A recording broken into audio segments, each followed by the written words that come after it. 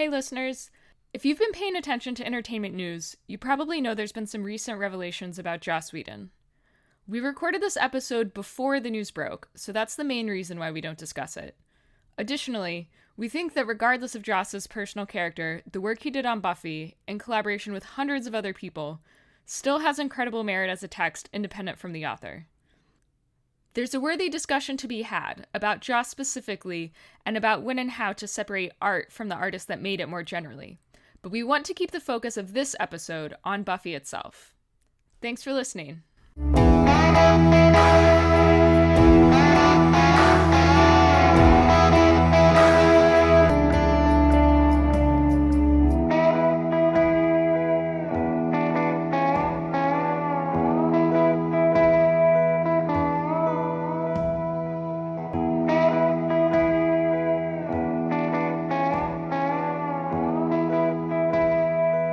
Welcome to Hallowed Ground Storycast. I'm Anya. And I'm Alan, and this episode is about the awesome power of Buffy the Vampire Slayer. She's got it, and she knows how to use it. Buffy the Vampire Slayer was a television show created by Joss Whedon. The TV show is adapted from a movie that Joss originally wrote and was produced by other people who didn't exactly do it to his liking, and so he wanted a chance to really tell the story the way he wanted it to be told. It ran 7 seasons from 1997 to 2003, including 144 episodes. Co-executive producers over that span include Jane Espenson, David Fury, David Greenwalt, Doug Petrie, Marty Noxon, and David Solomon. And so if you're at all interested in genre television today, that is a list of names with people who you recognize. So Buffy really, I think, created a whole generation of creatives that went on to do other things. Buffy didn't win very many awards, but it is consistently named on lists of the best TV shows of all time. And I think the general reaction to the 20th anniversary that happened a few months ago, I think really goes to show how much this TV show is still in people's hearts. It has such an important place in the history of television too, and like its academic presence. And sort of the history of TV becoming less episodic and more serialized. Buffy plays a really important role in that. I think the main shows that people always cite when talking about that is sort of like X-Files, which predated Buffy a little bit, and started doing some serialization, but was still mostly episodic. And then Buffy came along and sort of like really started out, I think, in more of an X-Files mode, and then really transitioned to much more serialized storytelling, which is sort of the standard for what we see in shows today. Yeah, and also on the production side, in terms of its importance, it was on, like a upstart cable network, and there was not any guarantee that that kind of strategy was going to work on television. The conventional wisdom of the late 90s was that your show should be on NBC, ABC, or CBS to be important. And so they were on this really upstart network that was nothing, and Buffy kind of really carried that network into prominence. I don't think that you get things like The Walking Dead later without Buffy the Vampire Slayer, is basically what I'm saying, where you have these cable networks that don't necessarily have the production history of the 3 main networks, and they produce these genre shows that have a lot of prestige and acclaim. That just doesn't happen without Buffy. And we want to give everybody a heads up about the way that we're going to structure this episode, and also the fact that even though Buffy the Vampire Slayer is a lot of fun and is, sounds like kind of a goofy thing, even in its title, there are a lot of adult themes that we're going to be discussing, with like murder and even rape is going to come up. So don't listen to this episode with anybody that you would not want to have a discussion about those things with. And in terms of the spoilers for the show, we've structured this episode in 2 parts. First, we're going to be talking about seasons 1 through 4.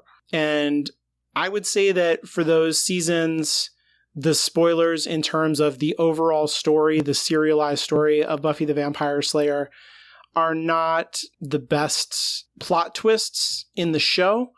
And so that's kind of why we're going to talk about that first. And then... Well, it's not that the plot's not good. It's just that great. Knowing the spoilers doesn't influence your experience of the story a bad way. They're not crazy like the stuff that happens later where you're like, this is blowing my mind. I can't believe it. So if you've never watched Buffy, stick around through the first part. And then if you're interested in Buffy, you could pause the episode, take a couple months off, watch all of Buffy, and then come back and listen to the rest of the episode, I guess. So we realize this is the first real episode of Hallowed Ground Storycast. So you don't really know how this works yet. And we don't really know how this works yet. Oh, no, we totally know how this works. We're not by the seat of our pants at all. We want to start each episode by talking about sort of our first experience with the story that we're talking about. So, Alan, tell me about your first experience with Buffy the Vampire Slayer, and then sort of your experiences through time. Like, how many times have you rewatched it? That kind of thing. Okay, so I came to Buffy in two parts. When I was in high school, my girlfriend, around like my junior and senior year, was a Buffy the Vampire Slayer fan. She's like, this show is so your thing. Like, you're into science fiction and fantasy and you love vampire movies and horror movies and stuff. You really need to watch this show. And I'm like, yeah, I saw that movie and I really don't need to watch that show. And she's like, no, you need to watch this show. We would hang out at her house and we would watch Buffy the Vampire Slayer.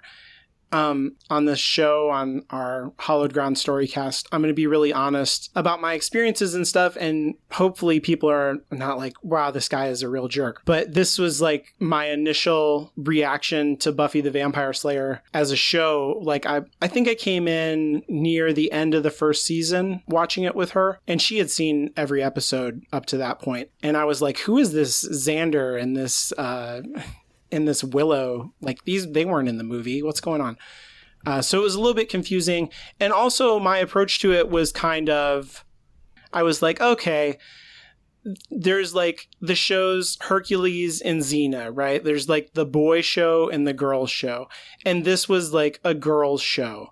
And I watched the show and I was like, okay, so like all the bad guys are men, like the master in the first season is a guy and he's the bad guy. And there's one boy on this team, Xander, and he's goofy and dumb and has no powers and he's not useful for anything. And like, I get it. Like, it's a girl power thing. The girls are good. The boys are bad. Like, okay. And I was not very into the show until I went to college and got into the third season and Faith showed up. And that was much more interesting to me because she had all the same abilities as Buffy, but she was evil. And I was like, oh, okay, so this is not about girls are good and boys are bad, where I felt like the audience was exclusively for women. That's how I felt about it at the time. I wasn't sophisticated enough to understand like what was going on with Angel and Angelus, and I'm making a lot of excuses for like my teenage self. I was a little asshole, a little judgmental asshole is what I'm saying. But Faith like changed all of that for me. She was this very interesting, damaged character that gave me a way into the show and made me realize that the show is like all about power and how we use it, and that the actions that we take are really what define us. And it was all just much more interesting to me once Faith showed up. I continued to watch the show after my relationship with that woman ended. But when the fourth season got into its thing and I was in college and I had a full-time job, like the fourth season didn't really hold on to me and I fell away from the show for many years. And actually, it was only after the show was over that I was living with my roommate at the time and a really good friend, Nick, who has a podcast called Dork, spelled with a Q-U-E at the end. I'll put a link in the show notes. Okay, so he was at his job and met a woman there, a coworker, and was very interested in dating this woman. And they had a lot of things in common, and she's really pretty and smart and everything. But she told him, she said, I will not date you. I will not even talk to you about any kind of romantic thing unless you watch Buffy the Vampire Slayer. He had never watched Buffy.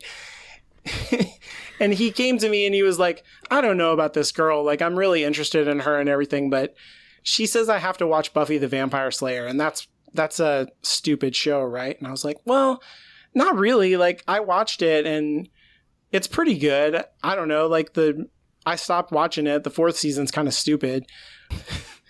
So, but he really wanted to date this girl. And so he went out and bought all of the DVDs because the show had just ended. And wow, that's quite the financial investment back then. He was pretty smitten. I think it was a done deal. He was going to watch this show. But he watched it. He was mainlining the show like every night. He'd watch like 3 or 4 episodes. And so it was kind of fun to have it on in the background. And I was like, oh, yeah, I remember this. I remember that. And by that time, I had learned more about story. I had grown up a little bit more. I was still like an asshole, but I wasn't as much of an asshole. I really enjoyed watching the show again, like along with him every once in a while. But I wasn't totally tuned into it. Like when the 4th season rolled around, I was like, oh, whatever. I'm going to do some work in my room. And it wasn't until it got to an episode that we're going to talk about later in the second section called The Body that I was like, oh, this show is serious, serious business. And I have completely misunderstood everything about what this show is. And then I went back, went to the first DVD and watched it all myself with a really critical eye and watched it closely and needed to understand everything about it and watched everything all the way to the end. It was completely life-changing to me, in terms of understanding what story is and, what you could do with serialized storytelling. It really happened because he wanted to date that girl who, by the way, he ended up marrying. So it worked out. And I was in their wedding, and it was my job in the wedding to hold the Chihuahua that had a little tuxedo on, who was our dog when we lived together. She walked down to the Darth Vader music. Wait. The Imperial March theme? She walked down the aisle to that? This is the 90s wedding. It was so cool. I love those guys, Nick and Carol. Wonderful, wonderful people, and big dorks. She is a huge, huge Buffy fan. Yep, changed my life because she loved Buffy.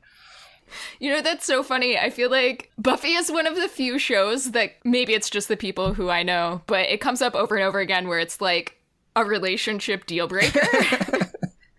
In a way that most TV shows aren't. It's like you don't like Buffy? What kind of person are you? We cannot. This needs to end right now.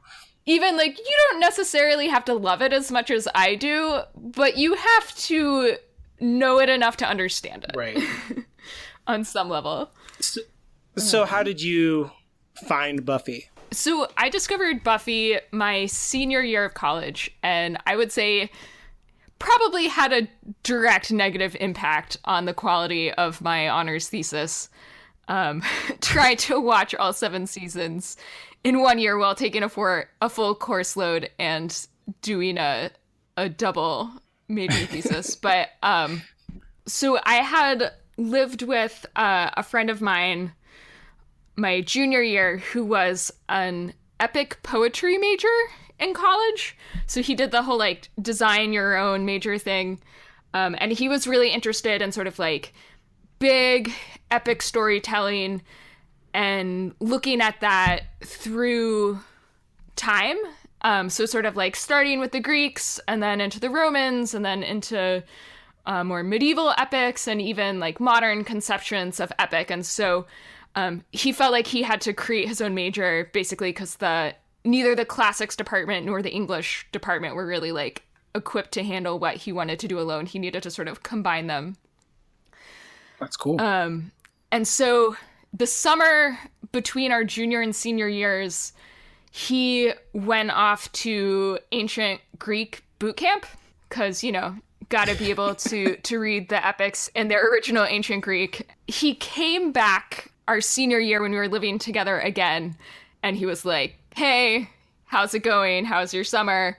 You need to watch Buffy the Vampire Slayer. Apparently at ancient Greek boot camp was also a little bit like Buffy boot camp. They would sort of like, every morning they would like wake up, go to class for a few hours, like work on their homework assignments for a few hours, and then just like watch 4 to 5 episodes of Buffy and then go to bed. And that was what they did every single day for like 2 months. So I spent my senior year of college basically like waking up, going to class, going to the lab, doing my research, coming home, doing homework, and then just watching Buffy and Angel. And I mean, it totally changed my life, obviously. I would say that, you know, I wasn't unnerdy before I was into Buffy. I mean, like, clearly the people who I'm hanging out with are going off to ancient Greek boot camp for the summer. That's nerdy. But I was never really into nerd culture and nerd fandom before Buffy. Comics and superheroes never really spoke to me before Buffy. Mm-hmm. So unlike you, I would say I was fully bought into Buffy from the moment that I started watching, because there was this person who I really trusted, whose like entire motivation for existence is basically like studying epic narrative, telling me that I need to watch this show. And as I was going through it, you know, we were sort of talking about everything and freaking out over all the things that I can't discuss until we get to the second half of this episode.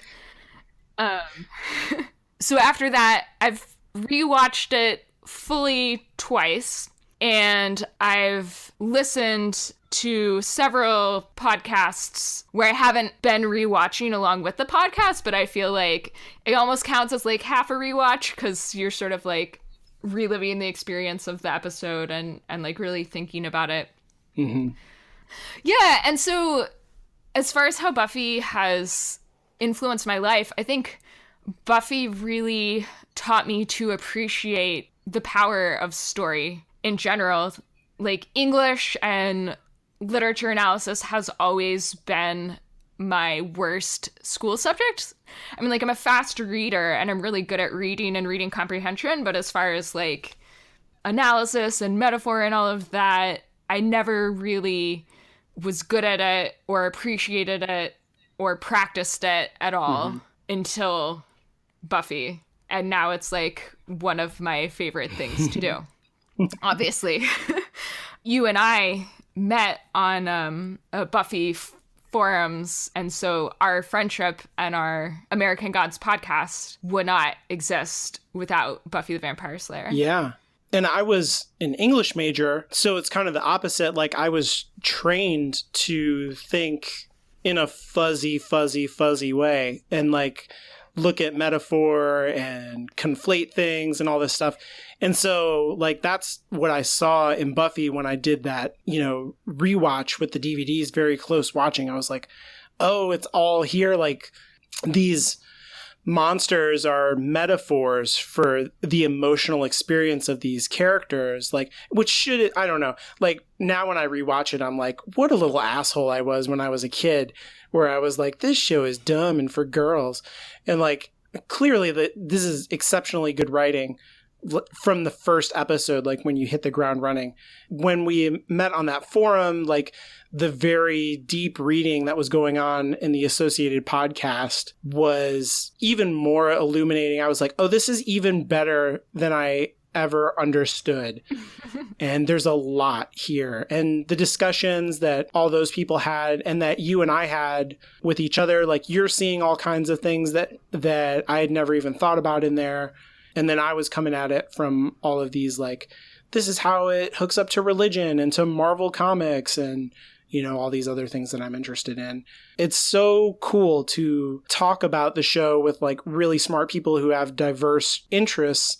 And it shows just how good the writing is because you can come at it from a million different angles and people can find things that are really there that you wouldn't be able to see without the experience of those other people. I totally agree with everything you just said except for the word fuzzy. I feel like, I mean, if you're doing story analysis right, there's actually nothing fuzzy about it. I mean, like... I think... I have a little bit of a cynical view about the teaching of like English departments and stuff, but I feel like they kind of, when you get there, okay, so like when you get your raw recruit English major and they're like, I'm here to like, what is the truth of this book? And the English teacher has to be like, there's not like, the book does not equal this. Like, it is about your experience, and you have to slow your roll a little bit and not be like, the glasses do not equal God. That is like a way to see it. It's not the way to see it. Okay, but just because something is subjective doesn't mean it's fuzzy. I don't know. I think of the word fuzzy as meaning like not well thought out, like not making sense, not being clear. Something can be clear without being a universal truth and while still being subjective. This might be my favorite conversation that I've ever had with you, where you are defending the thinking of English majors to me. I'm so delighted by this. This is fantastic. I don't know. I mean, well, because like what I do for my job is like critique fuzzy scientific argument. And I think, like there's definitely differences between scientific argument, humanities argument, but things can still be clear and fuzzy. I don't know. You're totally right. That subjective does not mean like, bullshit. It's not fake or anything like that. Subjective truth is just a way of thinking. There's all these English major insecurities when I'm talking to a PhD scientist where you're like, you handle raw objective truth as your job. And so I'm like, yeah, we're so flighty and like emotional. Science is way less clear-cut than I think the layperson perceives it generally. Like, there are multiple ways to interpret data. Sometimes the most straightforward interpretation is the wrong interpretation. I'm conflicted about the way that science is often portrayed in sort of like common culture and media, right? Because on the one hand, like, yes, we should fucking trust scientists about the fact that there's a 99% consensus about global climate change. But when you get down into like the smaller level, there's like so much uncertainty in science, and there's a lot of leeway in the ways that people interpret things differently. Science is not a clear, objective truth most of the time. It's figuring out how to interpret potentially ambiguous information a lot of the time. Both of them are a way of thinking. Like, you need to learn how to think to be a scientist, and you need to learn how to think to analyze story. You can't come to story and be like I said, this equals that. It's not like that. You have to understand, you just have to think in a different way. And it's the same thing you're saying for science, that it's not a matter of memorizing a list of objective truths. It's a way of investigating information. So back to Buffy. Right. So my name is not Anya. Anya is the pseudonym that I use for this because I'm just trying to keep my professional life and my fan lives separate. Yeah, so Anya's line in one of the season 6 episodes, I forgot which one, where she's pretending to be Willow making fun of herself. And she's like, that Anya, she's newly human and strangely literal. Like, I don't like her. So that's where my name comes from, strangely literal. So why Anya? For me, I totally understand why Anya can irritate some people, because in the hands of the Buffy writers, who I think didn't really understand her character and get her. She really is, as Lonnie likes to call her, a comedy mule. She tells the joke that wouldn't fit in anybody else's mouth. But I think in the hands of a skilled writer who really understands her, Anya is at her most interesting, and I identify with her the most when it's not that she's just talking about sex or doesn't understand, like, human emotions. Because, like, Anya's not a robot. She understands emotions. She was a vengeance demon for hundreds of years. Like, she understands what makes humans tick, and she has a lot of empathy. What Anya doesn't understand is social constructions that actually aren't based on, like, empathy or emotion or what makes sense. They're just sort of like random social conventions. Yeah. And that is something that I identify with a lot. I think I'm pretty smart, and I think I'm pretty empathetic. I'm pretty in touch with my emotions. But I do find social situations sometimes to be hard to navigate because I really don't understand the rules. I feel like I should come up with some specific examples, but none are coming to mind right now, other than the, like, really heartbreaking scene in The Body. Oh, man. How she doesn't know what to do in that situation. And yeah, like, sometimes I do just feel like a little bit out of step with the social conventions that don't make sense to me and I don't really agree with. And that's, like, a reputation that I have in a lot of my friend groups as being the one who's sort of, like, overly blunt and saying whatever's on my mind. And when she's well written, I adore the shit out of her. And when she's poorly written, I just ignore it and pretend it's not there. You are strangely literal at times, too. Like, I will say a thing and you'll be like, really? And I'll be like, no, not really. Yeah, no, I'm also, like, I'm very earnest, and a lot of times I will take people at face value if that's what they're showing me. I think maybe part of that comes from the fact that that's how I am. Like, if I'm feeling something, I'll say what I'm feeling. If I'm thinking something, I'll say what I'm thinking. Which is actually another reason why I love Cordelia. She's like... But I know. I was going to say that. Really, that's what Anya does, in a way, is replace Cordelia. Because, like, once she goes over to the show Angel, then Anya fills in that role of being the person in the room who will say the thing that should not be said but must. She just does it in a completely different way. Like, Cordelia is very entitled and like, well, I'm going to say whatever the fuck I want and you can deal with it. And Anya's like, I didn't know that I wasn't supposed to say that. Yeah. That's actually another one of my favorite moments in Buffy is in Earshot when Buffy can read everyone's mind. And it goes, like, you know, through all of the Scoobies, and they're all, like, thinking one thing and saying something else, and then it gets to Cordelia, and she just, like, thinks something and then says that exact thing out loud. And it's just like, oh, so perfect. So those are our stories about how we experienced Buffy the Vampire Slayer and how it influenced our lives.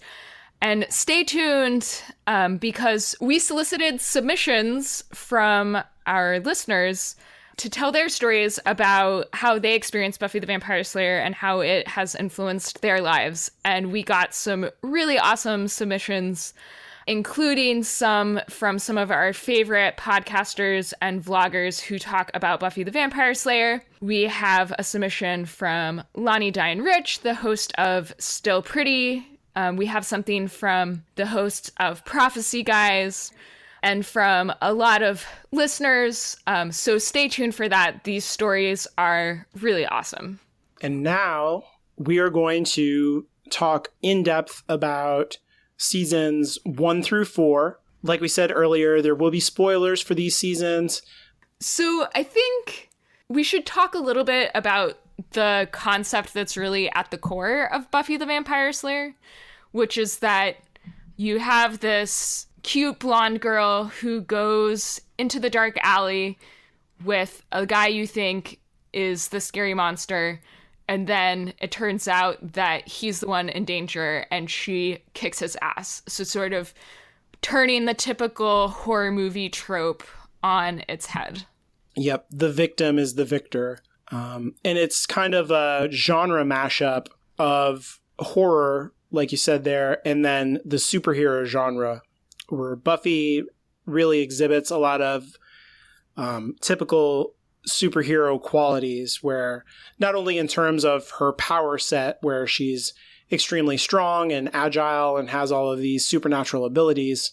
But just in general, the way that the story is structured is superhero, and then the setting and all of the kind of tropes of horror influence the story. So I think this as the foundation of the show really explains a lot of its more general sort of like genre awareness and kind of like the playful way that it combines and subverts genres. I think that's like one of my favorite things about Buffy the Vampire Slayer. It's almost never just one thing, right? Like even in episodes that are really about moving you and evoking, you know, like deep sadness as their main emotion, like there are hilarious, funny moments throughout. And Buffy, I think, really refuses to be defined as one thing. And I love how different episodes sort of like take on different genres. Like there are a lot of more funny episodes or more dramatic episodes or horror episodes.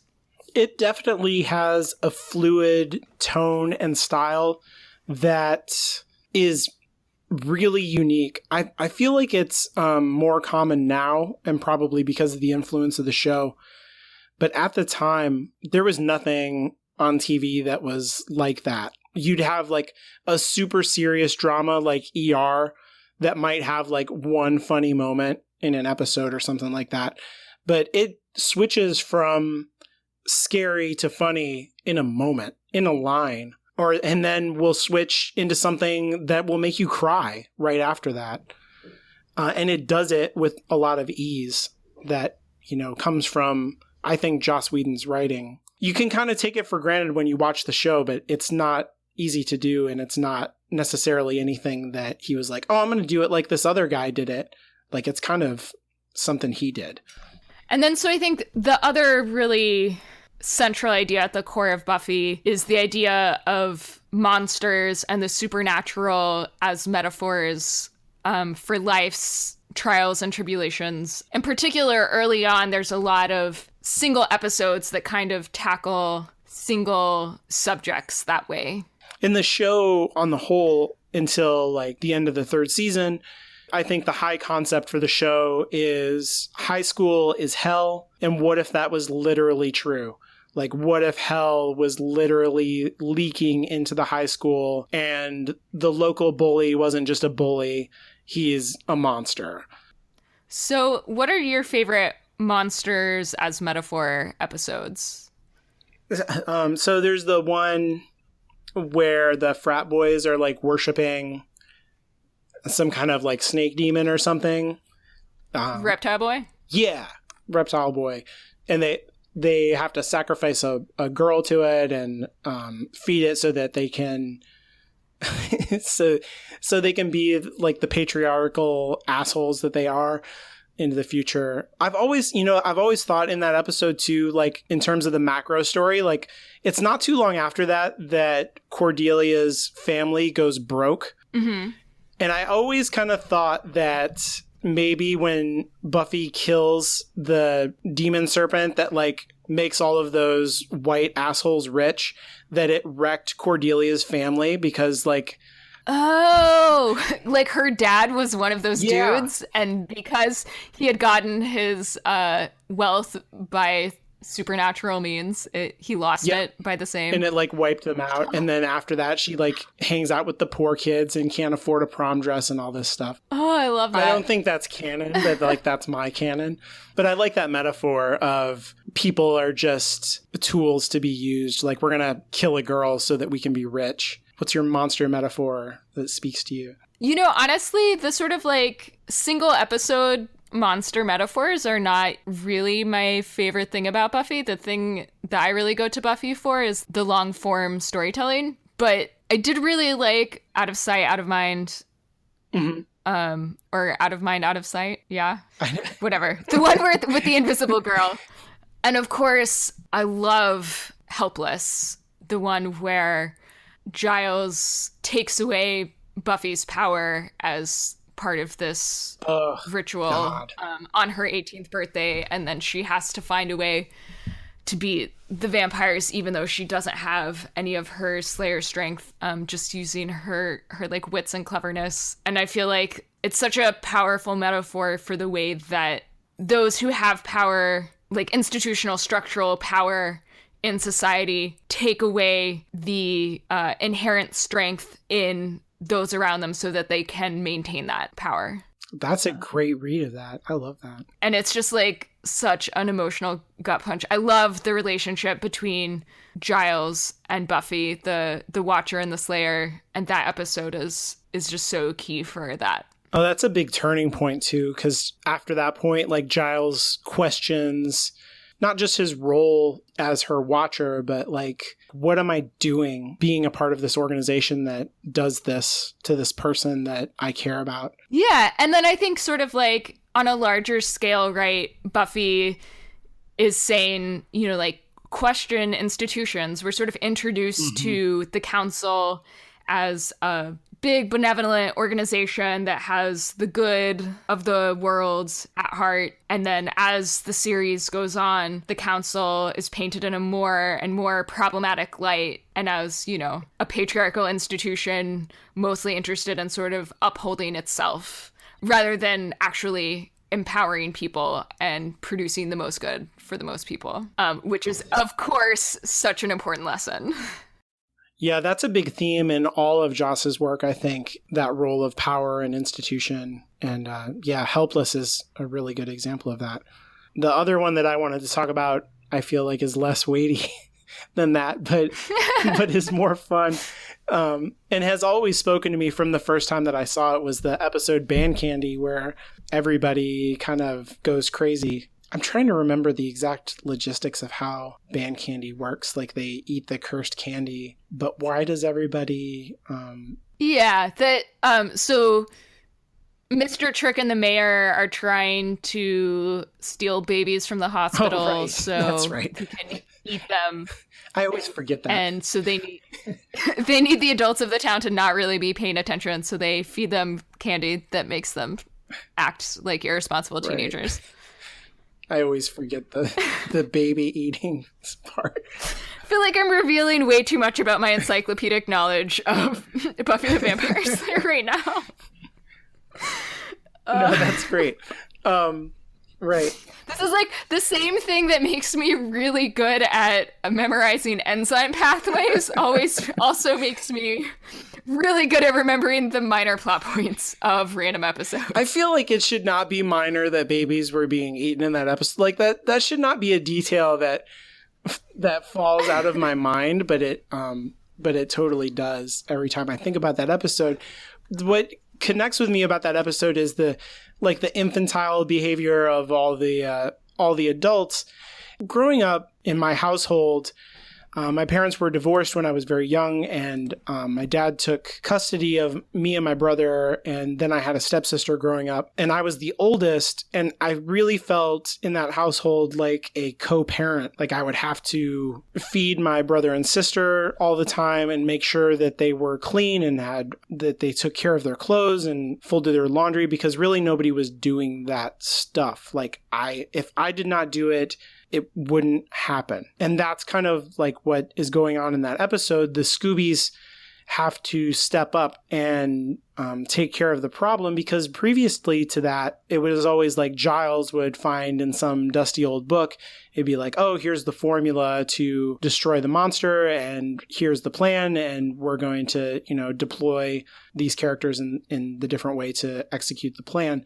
And the kids had to come up with the plan in that one. And I was like, yes, that's like, this speaks to my experience growing up. And also, like, another thing in that episode that struck me, like I said before, that I was this teenage boy asshole, was the scene with Joyce and Giles, where he's like playing records for her and she desperately wants his attention. And he is like, it just ignores her and just wants to listen to music and smoke.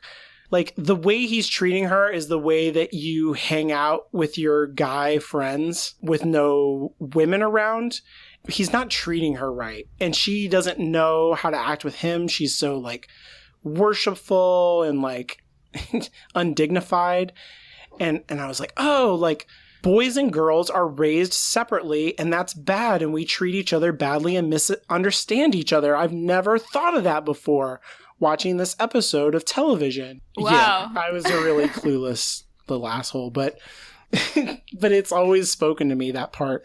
Yeah, I like that. So I think the big metaphor from early Buffy that we have to talk about, though, is not a single episode. It's the big arc of season 2, which is the Angel and Jealous storyline. And so the key metaphor there, right, is that you meet this guy, you think you're into each other, you're hanging out, you sleep together, and then he becomes somebody else completely, just like a giant asshole. Yep. And you're sort of left wondering, like, what the hell just happened? And that episode, I feel like, is so unique in television in the way that it treats Buffy. And maybe, I don't know, maybe we don't agree on this, but I feel like she's not judged for having the sex. It's just that he was a bad person and this happened to her. Do you know what I'm saying? Yeah. Well, and I think Buffy's definitely afraid that people will judge her for having had sex. Yes. But the show itself is not doing that. I mean, her mom kind of freaks out on her about it, but Giles is there to tell her and to affirm to her, like, this isn't your fault. You didn't do this. You didn't do anything wrong. And that's huge, like, because this show is really targeted to teenage girls. I don't think that anybody was saying that to teenage girls in the 90s.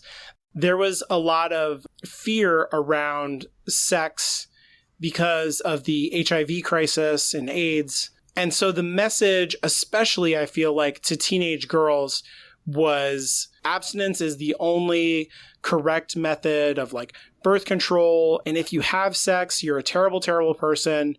And there was not anything on television or like anywhere that was targeted directly at teenage girls that says, yeah, if you have sex, you're not a terrible person. And you know what? If the guy treats you bad, that's on the guy. Like, that is a really progressive message that this show had at a time when that was completely out of step with the wider culture, to its credit. Yeah, I really appreciate the Angel and Jealous storyline, and I think it's really great storytelling. It's not something that I particularly relate to a lot on a personal level, I think, because those were never messages that I got. Like, my parents were super progressive as far as the way that they talked to me about my sexuality. Like, they got me a lock on my bedroom door as my 16th birthday present.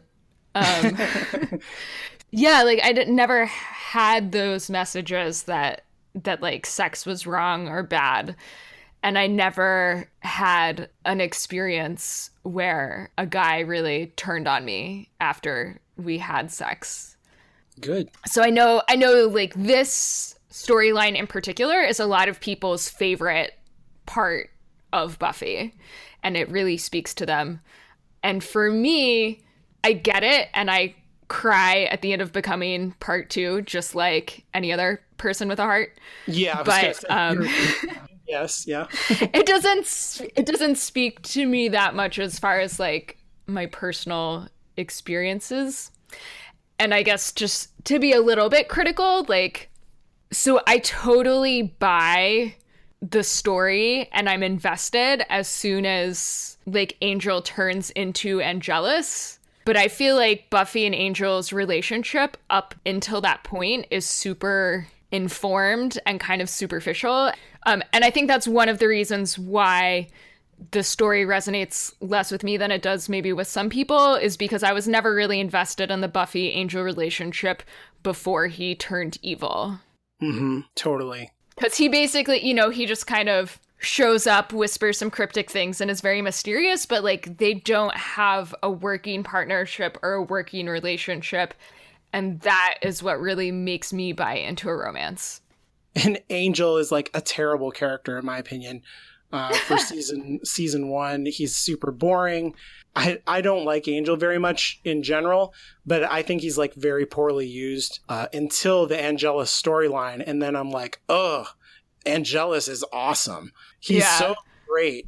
And then it's so heartbreaking when he turns back into Angel, and all of that other stuff is pretty good that comes after that. Well, and I think part of it, too, was just David Boreanaz learning how to act. Yeah. Because Buffy was his first gig, and, like, he, you know, it takes a while to get good at something. Practice makes perfect. So I think through the process of being Angelus, it made him a much better Angel.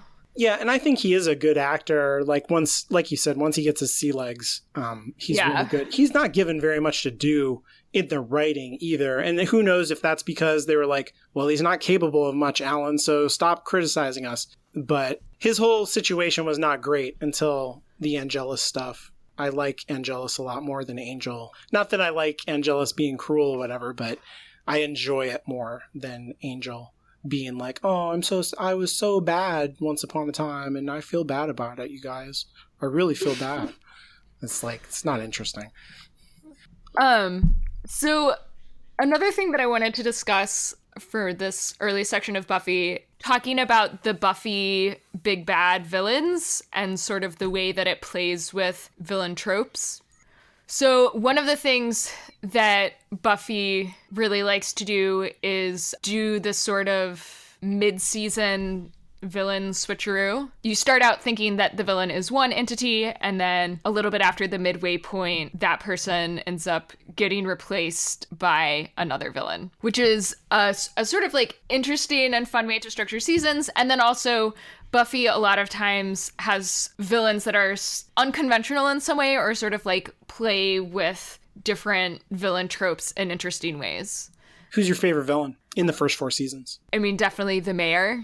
He's just like so creepy. Yeah. I love the way he's just like saccharine and wholesome and good as like a very thin but compelling veneer on top of this just like such malicious evil. And the sort of juxtaposition of those two things is so interesting and compelling to watch. Yeah, the way that he's got like that whole Boy Scout kind of feel to him. And like I was saying earlier with the sexual education, like he's a character who would be a good character in any other show.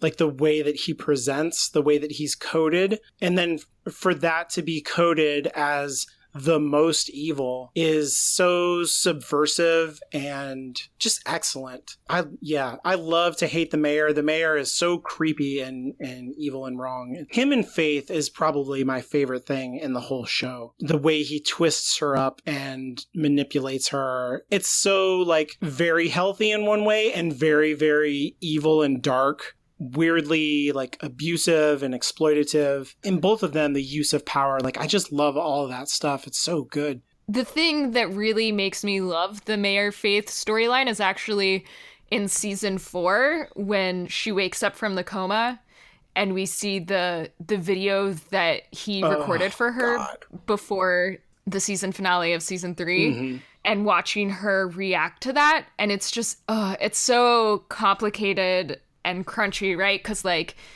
he's awful, he's evil, but you know, we have sympathy for Faith as the character, and Faith loves him on some level. Mm-hmm. Like, you know, it's kind of weird that even though he was evil and the Scoobies are supposed to be a force for good based on where Faith ended up, he was actually the person to give her strength and believe in her and build her up in a way that the Scoobies never could. Exactly. Or chose not to. And so it's just like, it's kind of a mindfuck, but kind of amazing. Yeah, it's complicated in a way that it doesn't need to be and makes it so much deeper and interesting. Like the dynamic between an abused child and their abuser, and that there really is like a twisted love there. It was like that was my in to Faith. That's why Faith is my favorite character. Is like I had like a troubled childhood and especially a bad relationship with my father. Like I tap into Faith where she just makes all these bad choices and it's so clear that she has no one. Like when she gets to Sunnydale in season 3, she's living in a hotel and none of the other Scoobies are like, hey, come live in my house with me. They're like, boy, that girl is trouble. She's so isolated by them when they're supposed to be the heroic characters. Nobody takes care of her. Nobody reaches out to her except for the mayor. And he gives her a place to live. He gives her like the clothes and the weapons and is there for her in a real way, in a way that she actually needs and like is emotionally supportive, except that he's doing all of it to exploit her strength and her capability, you know, twist her destiny into an evil thing instead of a force for good. And it's so good. It's so excellent. Yeah, and that's particularly interesting in light of the fact that like one of the other main themes of Buffy is this idea of found family and that the Scoobies are a found family and that they somehow made a choice not to fully invite Faith into that family. She's like that black sheep of the family. She doesn't fit in and her and Buffy are like oil and water. Like they can never mesh. They can never work together really well. So one of my other favorite things about Buffy is the really fun sort of bizarro world episodes is what Lonnie calls them, where we sort of take the time to explore very different, vaguely sort of like parallel universe version of the worlds. So I think some of the key examples of this are like The Wish, where we have Anya come in and actually... Who comes in? What? Who's that? What? Anya? What? and literally create an alternate reality. That's a great episode. There's the Zeppo that's super deep into Xander's perspective. We have the musical episode in season 6, which I love it, where like the musicalness is actually explained in like a plot relevant way, which is so cool. We have like episodes where everyone's memory gets wiped and they're sort of, you know, acting out as similar but different versions of themselves.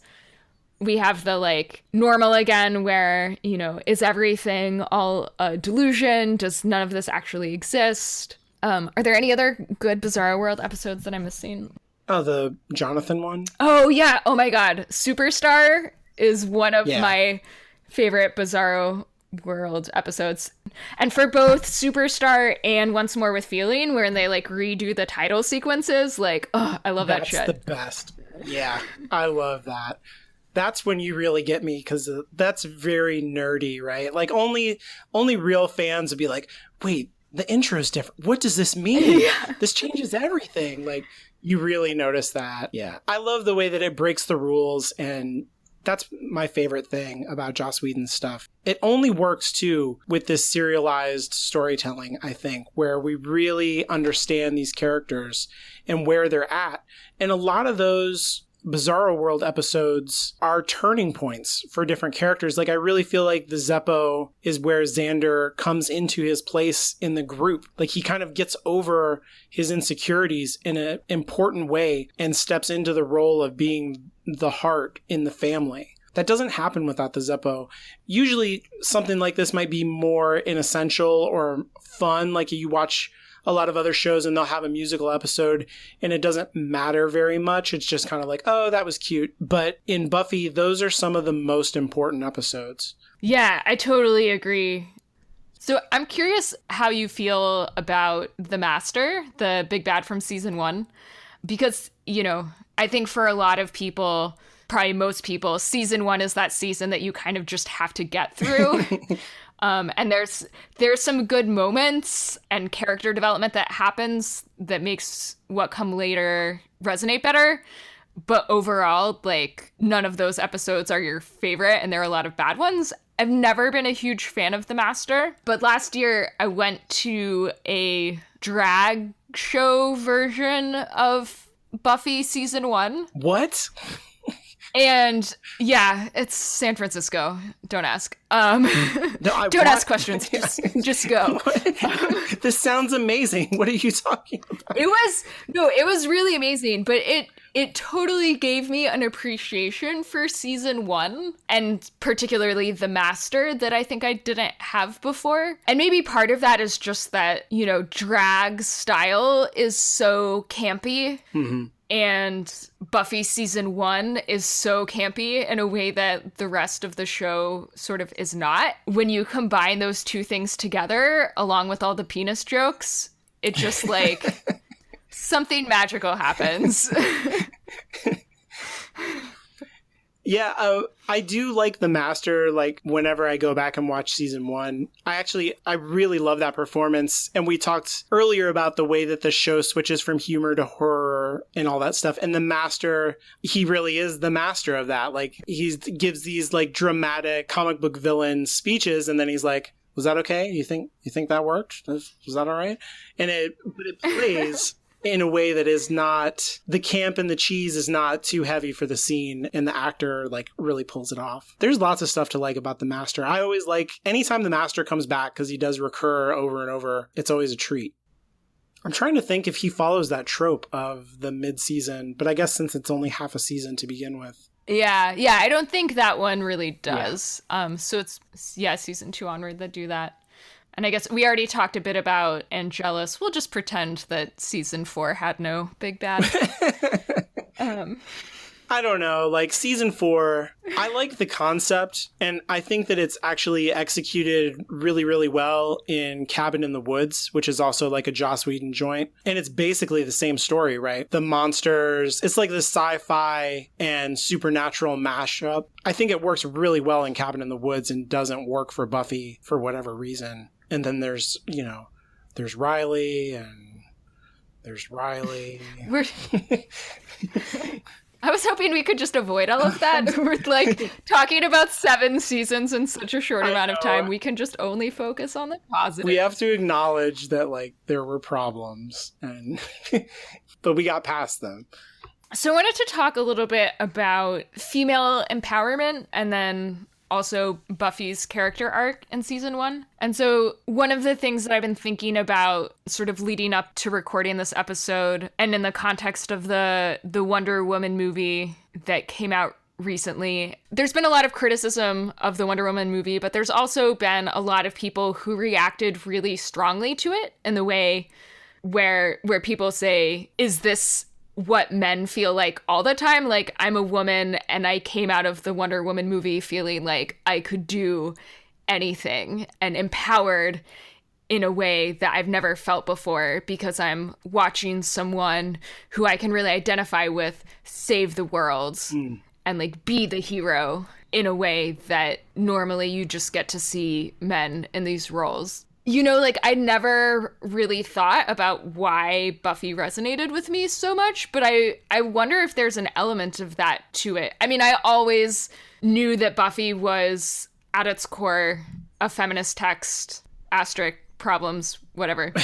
And I consider myself a feminist, and I enjoy the text, but I never really considered that the reason why I liked it was because I found it so empowering to watch a woman kick ass. And it seems weird that never occurred to me. But if you had asked me earlier, before Wonder Woman, why I like Buffy, I would have said oh, it's the storylines and the character arcs and the long form storytelling, and intellectually, I think that's what I really appreciate about Buffy. And just in light of Wonder Woman, I'm thinking more about if there was a more emotional reason that I wasn't even fully aware of. Yeah, obviously I can't speak to that, but I do have 2 young daughters, and I've noticed that as I try to expose them to different pop culture, I've tried to get them into Star Wars, which is something that I really, really love. And they're like, this is such a dad movie. Jesus Christ, when is this going to be over? And there's the show, the CW show, Supergirl. And I really enjoy that show. And whenever I watch that, my oldest daughter, who's, blonde-haired, blue-eyed, and looks kind of like the protagonist will always stop whatever she's doing and watch that show and is really emotionally plugged into it. And I don't think that Supergirl and Star Wars are like a universe apart or anything. Like they're very kind of similar with their action beats and their message and just all that stuff. But the big difference is that it's a female lead. And it's really like centered around the fact of her womanhood in a way that, Star Wars is not. It's just all boys. And she can plug into it in a way that I really notice. And I'm like, oh, this is important that there are stories like this out there for my daughters to see and for them to connect with. It really matters. Yeah, I totally agree. So in addition to just sort of the symbol of Buffy as an empowered woman kicking ass, she actually goes through quite a bit of an arc in these first 4 seasons. In season 1, she's very resistant. She is sort of running away from her Slayer identity. And then slowly, over the course of the series, she really comes to accept and embrace her Slayer identity and her responsibility and duty towards the world, and it comes to mean different things to her at different points. And it's like impossible, I think, to even really try and synthesize that journey into something that can be talked about in the scope of an episode like this. Yeah. But it's one of the things that I really appreciate and love about the show and find super crunchy and interesting. Yeah, I think that's kind of what the whole story is about in a way, of her growing up and transitioning through those different, like you resent your responsibility and then it becomes a part of your identity. And then in adulthood, it becomes even more complicated when you start to compartmentalize your responsibilities and your desires and your identity. But one of the things that this show does that is related to that and that I really appreciate and is kind of tied into the serialized element of the story is that none of the characters are ever static in who they are. Okay, so in a typical television show, let's say like Gilligan's Island or something, right? You have all these characters who are archetypes, and you could watch any episode in any order. It doesn't really matter. And that was like the point of the show, because you wanted your show to be picked up and syndicated to make money. And that's not the case with Buffy. Like when you meet the characters for the first time, Willow and Xander and Giles and Buffy, they're not the same at the end of the season. And then at the end of season 2 and the end of season 3 and season 4, all of them change and evolve and become different people. And who Buffy is at the end of the series is like radically different than who she was at the beginning. And that's not typical for television, and could only be done with the serialized storytelling that they did, and is something that makes the show so much more complicated and interesting. One of the things that Lonnie Dienrich always talked about with regard to Joss Whedon, he's not afraid of consequences, right? Like everything that happens in Buffy, well, maybe not everything, almost everything that happens in Buffy has real consequences for those characters. That's what makes the storytelling so powerful, is that if something happens in one episode, it matters, and you feel the effects of that in everything that comes afterward. Ugh, you feel the effects. You feel the effects. When she rams that sword into Angel, you feel it. Yeah. Yep, consequences, man. So one of the things that I've really appreciated listening to the Buffy and the Vampire Slayer podcast that's hosted by Kristen Russo and Jenny Owens Young, two queer lesbian people who are married to each other, is listening to the sort of queer take on Buffy the Vampire Slayer.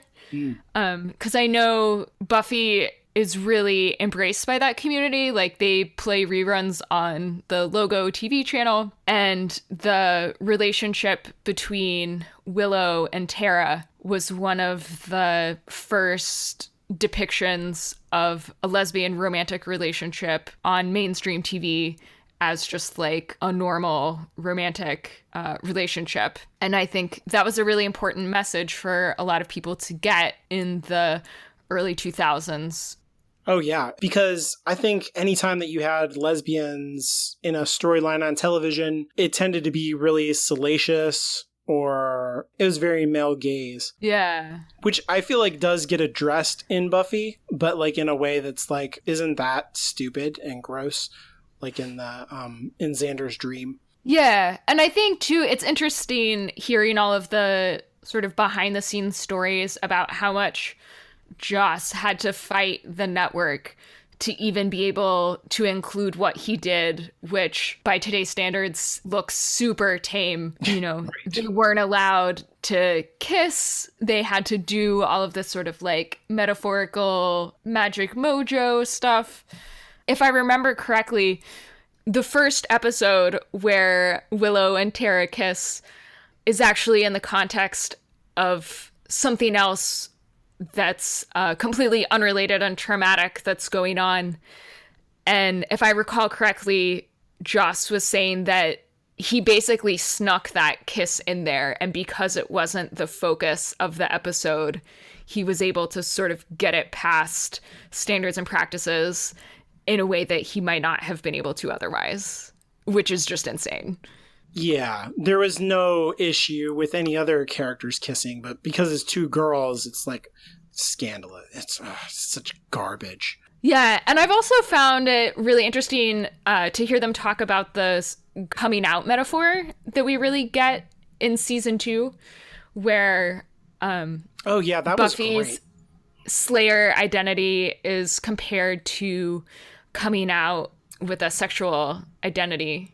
I've heard a lot of straight people talk about that metaphor as maybe a little heavy-handed, or it kind of falls flat or feels imperfect. And so I just found it so interesting to hear a really full-throated defense of that by someone who has a queer identity and is saying, like, yes, I love this. Like, I relate to this so much. And who literally wrote the book on it. and who literally wrote the book on it for parents, how to deal with help it. their children. Yeah. Coming out. There's so much there, and I'm probably not the right person to talk about it, but if you are interested in that, you should check out Buffy and the Vampire Slayer.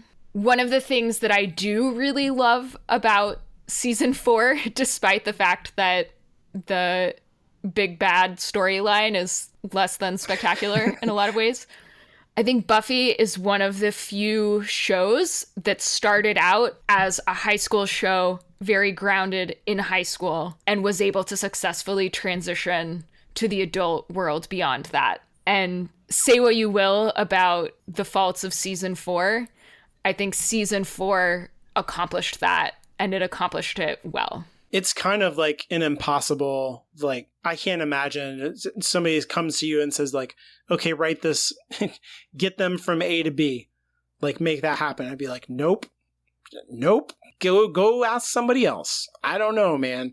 Like, I think they did as good a job as you could possibly do, you know, given what that story was. And that to make that choice is, you know, like I said before, is the way that they arc the characters and they're not satisfied to just do the same thing over and over, to transition them out of high school and not to do the Saved by the Bell thing where it's just like, nope, they're in high school forever. They're just in school. The college years are the same as the high school years. I mean, it's just all the same thing, whatever. They really moved them into an adult sphere in a way that changes what the show is, but remains true to its spirit. Yeah, and I appreciate, too, the choice to not have Xander go to college, right? Like, Buffy has a lot of issues with sort of depictions of class and race in some ways, but, you know, Xander is always shown as coming from a much more, like, lower middle class family versus the upper middle class upbringing of Willow and Buffy. And it makes sense, you know, that he wouldn't have the support from his family to go to college, or the expectation that he would go to college, or the money saved up to be able to pay for college, and sort of that tension that it introduces into their social group between those who are having this college experience, which is really like a privilege, and Xander, who doesn't get that. So before we wrap up this section of the podcast, I wanted to just talk a little bit about this fun thing that was going around our community So at Agent Austin 09 on Twitter made a comment about how there's a Buffy episode for basically any life situation. And then a bunch of people jumped in and used the hashtag Buffy life lessons to sort of like give their favorite examples for like, oh, you know, you're having roommate troubles, watch Living Conditions, or like pondering what career choice to choose, watch What's My Line Part 1 and 2. When you want to forget something, watch Tabula Rasa.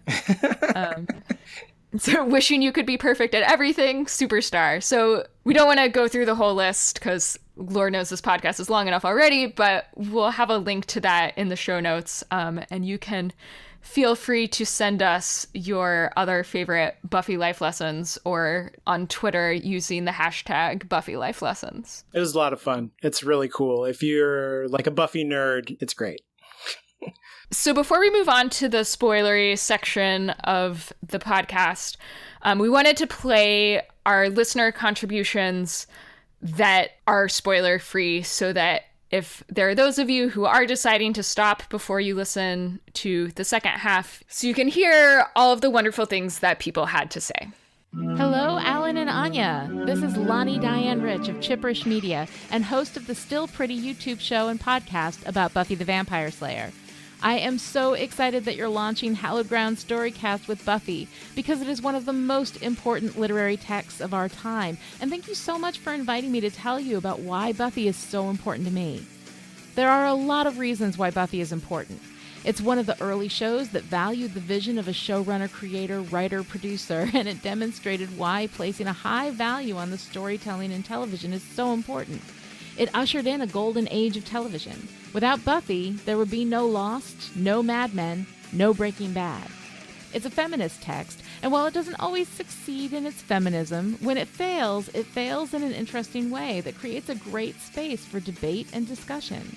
It works deeply with theme and metaphor, and it was never afraid to take itself seriously, even as the show was called Buffy the Vampire Slayer, which does not sound like a serious thing. I love all of those things, but what I love most about Buffy is that it evolves. Every season is different. It addresses different themes and attitudes. It pushes its characters forward instead of keeping them in a comfortable box where nothing ever changes. It taught me what a game changer was, that moment when a story changes significantly, shifting into high gear and going down a new, uncharted path. When working creatively with a series, it's easy to keep things the same, keep them safe, give the people what they want. Buffy doesn't do that. Buffy takes risks, it covers new territory, it swings for the fences, and sure, sometimes it misses, but most of the time, it hits a home run. That kind of courage in storytelling does not happen very often, and when it does, it's magical. I've learned a lot from Buffy. I've learned about structure, the importance of consequence in storytelling, and how wonderful it can be to mix humor with tragedy, the way life mixes humor with tragedy every day. But the best lesson Buffy taught me is about snobbery. When Buffy first started to air, I was fresh out of film school and I thought, oh please, Buffy the Vampire Slayer? As if. And I didn't watch it, despite friends I trusted telling me that I should. It wasn't until a year or so after the show ended that I finally got the DVDs from Netflix and gave it a fair shot. I ran through the whole show as fast as Netflix could ship me the DVDs, and the experience was almost spiritual. I had just published my first novel, and I was hungry to learn about story. I have since watched Buffy another 7, 8, 10 times. I don't know. I've lost count. But every time I go into an episode, I gain something new from it. From every single episode, every single time. That's a rare gift. Buffy taught me to love what you love, to find the value in every story, and to never turn my nose up at something just because of a title or a book cover or a genre. Because of this experience, I've been able to engage wholeheartedly with unexpected narratives and become what I am today, a story expert, which is the best job in the world. I wish you guys luck with the new podcast, and I can't wait to hear your thoughts on this amazing, important work of true literature. Good luck, and have fun. We also got a recording from @Dr. Kelly Jones on Twitter, who's a host of the Big Strong Yes podcast, but she forgot to introduce herself, so I'm doing it for her. One of the big ideas that we can learn from Buffy the Vampire Slayer is that we all gain power by questioning the status quo and by challenging our assumptions in our search for truth. In the show, the world building is flexible, and there are times when the characters have to completely revisit reality, sometimes in the most literal sense. Vampires are demons, except sometimes they have souls. There can be only one Slayer, except sometimes there are others. Darkness is evil and irredeemable, except when someone fights for and earns redemption. Adults are wiser than teenagers, except when they aren't. Love can lead to destruction, but love can also save the world. At its core, Buffy the Vampire Slayer is a show about courage, and it weaves a magical narrative through 7 seasons of horror, heartbreak, humor, and hope. I first heard about Buffy as an undergraduate and immediately dismissed it as an Anne Rice-flavored 90210 wannabe. I had just had a baby, I had a degree to finish, and I felt completely disconnected from my own youth. So watching a show about a teenage vampire slayer did not sound like fun to me. So Buffy also taught me a powerful lesson about being open to the premise of a story and not judging the idea without actually reading the work. And it is with great humility that I now say it is my favorite television show of all time. I saw a couple episodes here and there, but didn't really watch it in an appreciative way until about 2007. Jennifer Cruzy, a brilliant writer whose work and mind I greatly admire, wrote a blog post about love in Buffy the Vampire Slayer. Her post made me really curious. I was getting ready to start graduate school and knew there would be no television in my life for a long time. So I bought a used box set DVD of Buffy from eBay and binged the whole series during the summer before class started. It was love at first sight, and my appreciation of the show has deepened to a place of reverence with study and many, many, many rewatchings. Does your heart tell you that you're capable of more, that you're able to stand up, that the established rules should be different, that you should embrace your power and dance your dance, and the hell with anyone who seeks to hurt or diminish you? Are you ready to be strong? Do you like wit and brilliance mixed in with your fight scenes? Do you believe in magic and love and courage and friendship and redemption? If so, there is no better celebration of strength than the feat of story that is Buffy the Vampire Slayer. At Agent Austin09 on Twitter wrote in to say, I love Buffy the Vampire Slayer because it introduced me to a strong female role model. It has also served as a source of comfort and motivation throughout my adult life. Julia wrote in to say, we started watching Buffy in November of 2011. By we, I mean me, my husband, and my 2-month-old daughter. I was a first-time mom, struggling with a baby who wasn't great at eating or sleeping. Honestly, Buffy got me through that time. I was so unsure of myself, so worried I was doing everything wrong. Sitting on our old couch watching Buffy kick butt got me through it. Every year, we commemorate that original watching by celebrating Buffvember. Starting on Halloween, we watch the whole series during the month of November.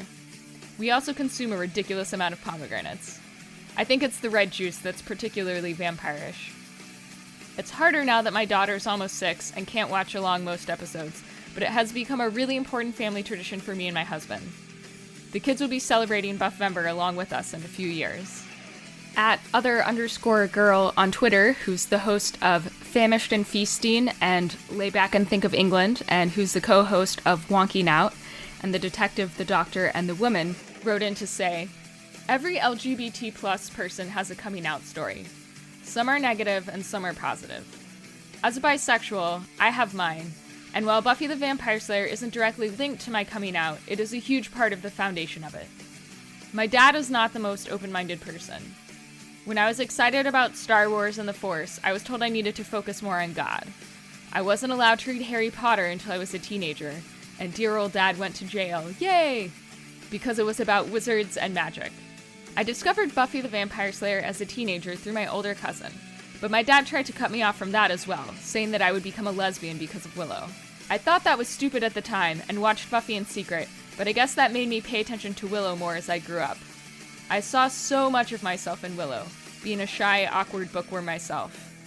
But her relationship with Tara was special to me because it was treated so normally. I had only met like 2 gay kids in my school, so between them and Willow and Jack from Dawson's Creek, I discovered that being LGBT+ wasn't this terrible thing that my dad would have me believe.